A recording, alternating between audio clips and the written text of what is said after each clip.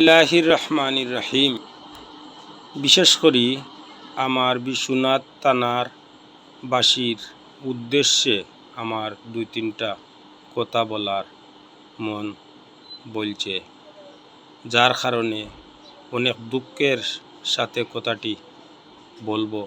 আসলে সবাই শুনে যাবেন কথাটি, ভিডিওটা ধাক্কা মারবেন না, কিন্তু অনেক গুরুত্বপূর্ণ কথা বলেছি।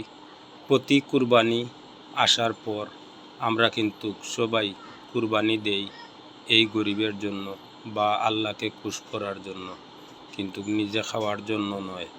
কিন্তু আল্লাহকে খুশ করতে গিয়ে দেখেন আমরা অনেক গরিবকে কুরবানির মাংস বাটি বাটি দেই।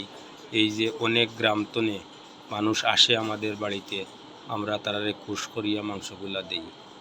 এই মাংসগুলা কিন্তু ওদের সবাই মাংসগুলা নিয়ে এসে বিশ্বনাথ বাজারের ফুলের উপরে তারা যে বিক্রি করা শুরু করে, কিন্তু আমার বিশ্বনাথবাসীর কেউর চকুত এগুলা কি পড়ে না।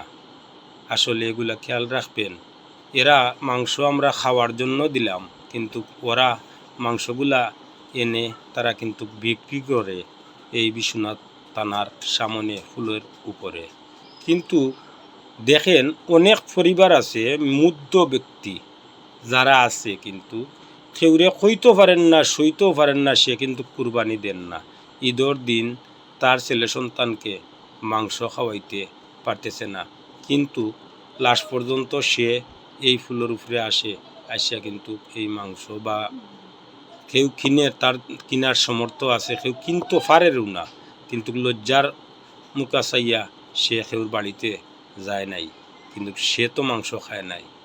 কিন্তু আমরা যাদেরকে দেই মাংস খাওয়ার জন্য, আর ওরা আনিয়া কিন্তু বিশ্বনাথ বাজারে বিক্রি করে, আপনারা অনেকের চকুত কিন্তু এগুলা পড়ে।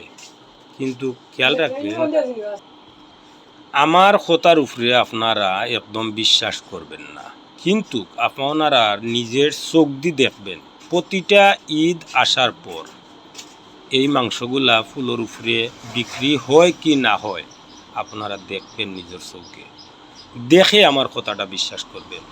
কিন্তু ভাই, আমরা আল্লাহকে খুশ করার জন্য যে কুরবানিটা দিয়েছি, ঠিক আমরা দিয়েছি, আমরা গরিবরে দিয়েছি, সে তার বেশি খাইলে সমস্যা নাই, এর বাদেও আমাদের মাঝে একটু বিবেক রাখতে হয়। কিন্তু দেখেন অনেক মানুষরা বিশ্বনাথে বাসার থাকে, অনেক জায়গায় বাসার থাকে, খেয়াল করি ওরার বাড়িয়ে বাড়িয়ে একটা লিস্ট বানাইবেন, বানাইয়া জেলায় একটা তরকারি খাইতে পারে, বেশি কামাই একটা তরকারি যেভাবে খাইতে পারে, ওভাবে ওরার বাসায় বাসায় গিয়ে এই মাংসগুলা দিলে আপনার আমার শরীরে দুঃখ পাইবে না, সমস্যা নেই ভাই। আপনি 1 লাখ টাকা দিয়ে কুরবানি দিতে পারছেন, আরও 500 টাকা দিয়ে দিন মানুষ একজন দিয়ে এইগুলা এই বাসায় বাসায় দিয়ে দেন, ওরা খাইয়া আপনার জন্য মন থেকে কিন্তু দোয়া করবে।